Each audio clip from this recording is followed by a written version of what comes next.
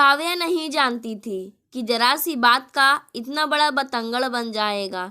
हालांकि अपने क्षणिक आवेश में हुए गलती का उसे भी बहुत दुख है, लेकिन अब तो बात काफ़ी बिगड़ चुकी है। वैसे भी विवाहित ननदों के तेवर सास से कम नहीं होते हैं। फिर मानसी तो इस घर की लाडली छोटी बेटी थी, सबके स्नेह की इकलौती अधिकारी। उसके लिए ही नहीं बल्कि पूरे परिवार के लिए यह जरा सी बात भी बहुत बड़ी थी। हाँ, जरा सी बात ही तो थी। क्या हुआ जो आवेश में मानसी को एक थप्पड़ लग गया? उसे इतना तुल देने की कहाँ जरूरत थी? वैसे भी मैंने किसी द्वेष से तो उसे थप्पड़ मारा नहीं था। मैं तो मानसी को अपनी छोटी बहन सा मान देती हूँ। मानसी की जगह मेरी अपनी बहन होती तो क्या इसे पी नहीं जाती? लेकिन मानसी लाख बहन जैसी होगी, बहन तो नहीं है ना, इसीलिए परेशान कर रखा है।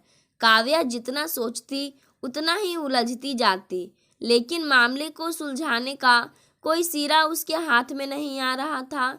दूसरा कोई मसला होता तो काव्या पति संजय को अपनी बगल में खड़ा पाती, लेकिन यहाँ तो मामला उसकी अपनी छोटी बहन का है, जिसे मानसी ने अपने स्वाभिमान से जोड़ लिया है। अब तो संजय भी उससे नाराज है। किस किस को मनाए, किस किस को सफाई दे, काव्या समझ नहीं पा रही थी। हालांकि भावावेश में ननद पर हाथ उठते ही तो काव्या को अपनी गलती का एहसास हो गया था, लेकिन वह जली हुई साड़ी बार बार उसे अपनी गलती नहीं मानने के लिए उकसा रही थी। दरअसल काव्या को अपनी सहेली की शादी की सालगिरह पार्टी में जाना था। संजय पहले ही तैयार होकर उसे देर करने का ताना मार रहा था। ऊपर से जो साड़ी वह पहनने की सोच रही थी वह आयरन नहीं की हुई थी।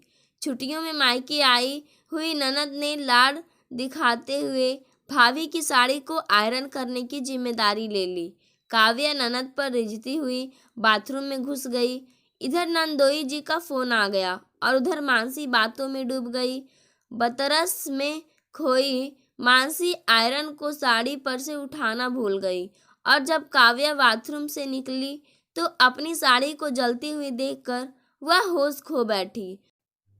उसने ननद को उसकी गलती का एहसास कराने के लिए गुस्से में उससे मोबाइल छीनने की कोशिश की, लेकिन आशन खतरे से अनजान मानसी के अचानक मुंह घुमा लेने से काव्या का हाथ उसके गाल पर लग गया, जिसे मानसी ने थप्पड़ कहकर पूरे घर को सिर पर उठा लिया। देखते ही देखते घर में ऐसा भूचाल आया जिसे किसी भी रिक्टर पैमाने पर नापा नहीं जा सकता। घर भर की लाडली बहू अचानक किसी खलनायिका से अप्रिय हो गई। मनहूसियत के सायों में भी कभी रुमानियत खिली है भला। काव्या की पार्टी में जाना तो कैंसिल होना ही था। अब सास ननद तो रसोई में घुसने से रही, क्योंकि वह तो पीड़ित पक्ष था। लिहाजा काव्या को ही रात के खाने में जुटना पड़ा। खाने की मेज पर सबके मुंह चपातियों की तरह फूले हुए थे। ननद ने खाने की तरफ देखना तो दूर, खाने की मेज पर आने तक से इनकार कर दिया। सास ने बहुत मनाया कि किसी तरह दुख और हलक से नीचे उतार ले, लेकिन रूठी हुई रानियां भी भला बनवास से कम मानी है कभी। मानसी की जिद थी कि भाभी उससे माफ़ी मांगे, सिर्फ दिखावे भर की नहीं बल्कि पश्चाताप के आंसुओं से तर माफ़ी। उधर काव्या इसे अपनी गलती ही नहीं मान रही थी, तो माफ़ी और पश्चाताप का तो प्रश्न ही नहीं उठता, बल्कि वह तो चाह रही थी कि मानसी को उसकी कीमती साड़ी जलाने का अफसोस करते हुए स्वयं उससे माफ़ी मांगनी चाहिए। जिस तरह से एक घर में दो महत्वाकांक्षाएं नहीं रह सकती, उसी तरह से यहाँ भी यह जरा सी बात अब प्रतिष्ठा का सवाल बनने लगी थी। मानसी अब यहाँ एक पल रुकने को तैयार नहीं थी। वहीं सास को डर था कि बात समधी आने तक जाएगी तो बेकार ही धूल उड़ेगी। किसी तरह सास उसे मामला सुलटने तक रुकने के लिए मना सकी। एक उम्मीद भी थी कि हो सकता है 1 से 2 दिनों में काव्या को अपनी गलती का एहसास ही हो जाए। ससुर जी का कमरा और सास की अध्यक्षता देर रात तक चारों की मीटिंग चलती रही। काव्या इस मीटिंग से बहिष्कृत थी। अपने कमरे में विचारों की तरह उथल पुथल हो रही काव्या के लिए पति को अपने पक्ष में करना कठिन नहीं था। पुरुष की नाराजगी भला होती ही कितनी देर तक है। कामिनी स्त्री की पहल जितनी ही ना, एक रति शस्त्र में ही पुरुष घुटनों पर आ जाता है। लेकिन आज काव्या इस अमोघ बाण को चलाने के मूड में भी तो नहीं थी। वह भी देखना चाहती थी कि ससुर जी के कमरे में होने वाले मंथन से उसके हिस्से में क्या आता है। जानती थी कि हलाहल ही होगी, लेकिन बस आधिकारिक घोषणा का इंतजार कर रही थी। ढलती रात संजय ने कमरे में प्रवेश किया। काव्या जागते हुए भी सोने का नाटक करती रही। संजय ने उसकी कमर के गिर्द घेरा डाल दिया। काव्या ने कसमसाकर अपना मुंह उसकी तरफ घुमाया। काव्या, तुम सुबह मानसी से माफी मांग लेना। बड़ी मुश्किल से उसे इस बात के लिए राजी कर पाए हैं कि वह इस बात को यहीं खत्म कर दे। संजय ने अपनी आवाज को यथासंभव धीरे रखा ताकि बात बेडरूम से बाहर ना जाए। पति का प्रस्ताव सुनते ही काव्या के सीने में जलन होने लगी। संजय, तुम भी जिसने गलती की उसी का पक्ष ले रहे हो। एक तो तुम्हारी उस नख चढ़ी बहन ने मेरी इतनी कीमती साड़ी का सत्यानाश कर दिया, ऊपर से तुम चाहते हो कि मैं नाराजगी जाहिर करने का अपना अधिकार भी खो दूं, गिर जाऊं उसके पैरों में। नहीं, मुझसे ये नहीं होगा, किसी सूरत नहीं।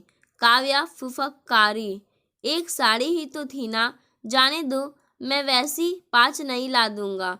तुम प्लीज उससे माफी मांग लो। संजय ने फिर खुशामद की, लेकिन काव्या ने कोई जवाब नहीं दिया और पीठ फेर कर सो गई।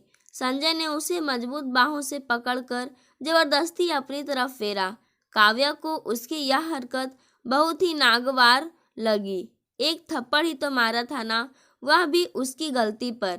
यदि वह तुम्हारी बहन ना होकर मेरी बहन होती तब भी क्या ऐसा ही बवाल मचता? बात आई गई हो जाती। तुम बहन भाई कभी आपस में लड़े नहीं क्या? क्या तुमने या तुम्हारे माँ पापा ने आज तक कभी उस पर हाथ नहीं उठाया? फिर आज यह महाभारत क्यों छिड़ गई? काव्या ने उसका हाथ झटकते हुए कहा। संजय ने बात आगे ना बढ़ाना ही उचित समझा। उस रात शायद घर का कोई भी सदस्य नहीं सोया होगा। सब अपने अपने मन को मथ रहे थे। विचारों की झड़ी लगी थी। मानसी अपनी माँ के आंचल को भिगो रही थी तो काव्या तकिए को। सुबह काव्या ने अपनी नैतिक जिम्मेदारी समझते हुए सबको चाय थमाई, लेकिन आज इस चाय में किसी को कोई मिठास महसूस नहीं हुई। मानसी और सास ने तो कप को छुआ तक नहीं, बस घूरती ही रही। हर कोई बातचीत शुरू होने की प्रतीक्षा कर रहा था। भाई, तुम किसे ज़्यादा प्यार करते हो, मुझे या अपनी बीवी को? अचानक मानसी का अटपटा प्रश्न सुनकर संजय चौंक गया। उसने अपनी माँ की तरफ देखा। माँ ने कन्नी काट ली। पिता ने अपना सर अखबार में घुसा लिया। काव्या की निगाहें भी संजय के चेहरे पर टिक गई। यह कैसा बेतुका प्रश्न है? संजय ने धर्म संकट से बचना चाहा, लेकिन यह इतना आसान कहाँ था। अटपटा चटपटा मैं नहीं जानती। आप तो जवाब दो कि यदि आपको बहन और बीवी में से एक को चुनना पड़े तो आप किसे चुनेंगे? मानसी ने उसे रन छोड़ नहीं बनने दिया। संजय ने देखा कि काव्या बिना उसके जवाब की प्रतीक्षा किए ही बाथरूम में घुस गई। उसने राहत की सांस ली। वह मानसी की बगल वाली कुर्सी पर आकर बैठ गया। संजय ने स्नेह से बहन के गले में अपने हाथ डाल दिए। धीरे से गुनगुनाया, फूलों का तारों का सबका कहना है, 1000 में मेरी बहना है। ये दृश्य देखकर माँ मुस्कुराई। पिता का सीना गर्व से चौड़ा हो गया। मानसी को अपने प्रश्न का जवाब मिल गया था। भाई, यदि आप मुझे सचमुच प्यार करते हो तो भाभी को तलाक दे दो। मानसी ने भाई के कंधे पर सिर टिकाते हुए कहा। उसकी आंखों से आंसू बह रहे थे। बहन की बात सुनते ही संजय को सांप सूंघ गया। उसने मानसी का मुंह अपने हाथों में ले लिया। यह क्या कर रही हो तुम? जरा सी बात पर इतना बड़ा फैसला? तलाक का मतलब जानती हो ना? एक बार फिर से सोच कर देखो। मेरे ख्याल से काव्या की गलती इतनी बड़ी तो नहीं थी जितनी बड़ी तुम सजा तय कर रही हो। संजय ने मानसी को समझाने की कोशिश की। अपनी बात के समर्थन में उसने माँ पापा की तरफ देखा, लेकिन माँ ने अनसुना कर दिया और पापा तो पहले से ही अखबार में घुसे हुए थे। संजय निराश हो गया। जरा सी बात, क्या बहन के स्वाभिमान पर चोट भाई के लिए जरा सी बात हो सकती है? हम बहनें इसी दिन के लिए राखियां बांधती है क्या? मानसी ने गुस्से से कहा। मानसी ठीक ही कहती है। वह 2 साल की ब्याही लड़की तुम्हें अपनी सगी बहन से ज़्यादा प्यारी हो गई। आज उसने मानसी से माफ़ी मांगने से मना किया है, कल को सास ससुर की इज्जत को भी फूंक मार देगी। भाई बहन की बहस को नतीजे पर पहुंचाने की मंशा से माँ बोली। पापा ने अखबार की खबर पढ़कर वही बात संजय को सुनाई जो माँ ने सुनाई थी। संजय समझ गया कि इनका पलड़ा भी बेटी की तरफ ही झुका हुआ है। कहाँ तो संजय सोच रहा था कि इस बार बहन के प्यार को रिश्तों के पलड़े पर रखकर मकान पर उसके हिस्से वाले आधे भाग को भी अपने नाम करवा लेगा, लेकिन यहाँ तो खुद उसका प्यार ही पलड़े पर रखा जा रहा है। काव्या का थप्पड़ उसके मंसूबों की लिखावट पर पानी फेर रहा है। संजय ने काव्या को शीशे में उतारना तय कर लिया। वह इस जरा सी बात के लिए अपना इतना बड़ा नुकसान नहीं कर सकता, और वैसे भी यदि वह नुकसान में होगा तो काव्या भी कहाँ फायदे में रहेगी। मानसी दिन भर अपने कमरे में पड़ी रही। सबने कोशिश कर देख ली, लेकिन वह तो काव्या को तलाक देने की बात पर अड़ ही गई थी। हालांकि सबको उसकी यह जिद बचकानी ही लग रही थी, लेकिन मन में कहीं न कहीं यह भय भी सिर उठा रहा था कि इस बार की जीत कहीं काव्या के सिर पर सींग ना उगा दे। कहीं ऐसा ना हो कि वह छोटे बड़े का लिहाज ही बिसरा दे, जिस पर चाहे हाथ उठाने या सामने बोलने लगे। कहावत के अनुसार उसमें मानसी की पात्र की कल्पना करके अनायास काव्या के चेहरे पर मुस्कान आ गई। संजय को लगा मानो अब उसके प्रयास सही दिशा में जा रहे हैं। झाड़ियों को बेतरतीब होने से पहले ही कतर देना ठीक रहता है, इसलिए काव्या को एक सबक सिखाने के पक्ष में तो सभी थे। काव्या सुनो ना। रात को सोने से पहले संजय ने स्वर पर चाशनी चढ़ाई। काव्या ने सिर्फ आंखों से पूछा, क्या है? मानसी को सॉरी बोल भी दो ना, उसका बाल हट समझकर। जरा सोचो, यदि यह बात उसकी ससुराल चली गई तो वे लोग हमारे बारे में क्या सोचेंगे, खासकर तुम्हारे बारे में। तुम जानती हो ना कि मानसी के ससुर जी तुम्हें कितना मान देते हैं। संजय ने निशाना साध कर चोट की। निशाना लगा भी सही जगह, लेकिन प्रहार अधिक दमदार ना होने के कारण अपने लक्ष्य को भेद नहीं सका। इसे बालहाट नहीं, इसे तिरियाहट कहते हैं। काव्या ने ननद पर व्यंग्य कसते हुए पति के कमजोर ज्ञान पर तीर चला दिया। संजय को पत्नी की बात खली तो बहुत, लेकिन मौके की नजाकत को भांपते हुए उसने इसे खुशी खुशी सह लिया। अरे हाँ, तुम तो साहित्य में मास्टर हो। एक कहावत सुनी ही होगी कि ज़रूरत पड़ने पर गधे को भी बाप बनाना पड़ता है। समझ लो कि आज अपनी ज़रूरतों और हमें मानसी को मनाना है। संजय ने आवेश में काव्या के हाथ पकड़ लिए। कहावत के अनुसार उसमें मानसी के पात्र की कल्पना करके अनायास काव्या के चेहरे पर मुस्कान आ गई। संजय को लगा मानो अब उसे के प्रयास सही दिशा में जा रहे हैं। उसने काव्या को सारी बात बताते हुए उसे अपनी योजना में शामिल कर लिया। रूठे हुए पति पत्नी के मिलन के बीच एक प्यार भरी मनुहार की ही तो दूरी होती है। अभिसार के एक इसरार के साथ ही यह दूरी खत्म हो गई।